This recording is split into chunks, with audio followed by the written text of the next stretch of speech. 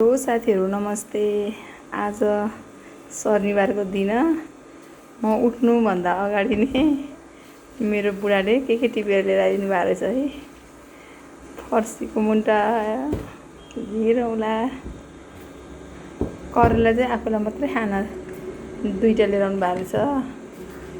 काँक्रो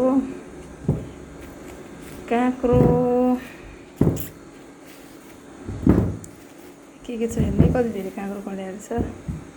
यो चाहिँ पुरै फर्सीको मुन्टा हो। फर्सीको मुन्टा हो नि टनमन रहेछ। यति माया गर्ने के, तर मेरो बुढा त्यहाँ बसिराख्नु भएको छ। यस्तो मान्छेले पनि मलाई हेल्प गरे कि एउटा हात टिप्दा मेरो बुढाको यस्तो हात भए, मेरो हात दुइटै भाँच्यो भन्दा पनि बढी भए। मेरो बुढाले मलाई धेरै हेल्प गर्नुहुन्थ्यो नि त। रिस गरे पनि जे गरे पनि बुढीलाई चाहिँ हेल्प गर्नुपर्छ है। मेरो बुढीलाई मैले नगरे कसले गर्छ भनेर भन्नुहुन्थ्यो। त्यो यस्तो अवस्थामा पनि यत्रो तरकारी टिपेर लिएर आइदिनु भएछ कि म उठ्नुभन्दा अगाडि। फेरि हेर्नु साथी, तपाईँहरूको बुढाले यस्तै माया गर्नुहुन्छ।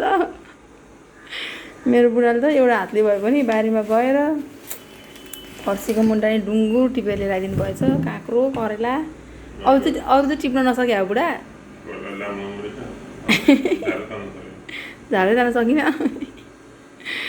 ल धन्यवाद है।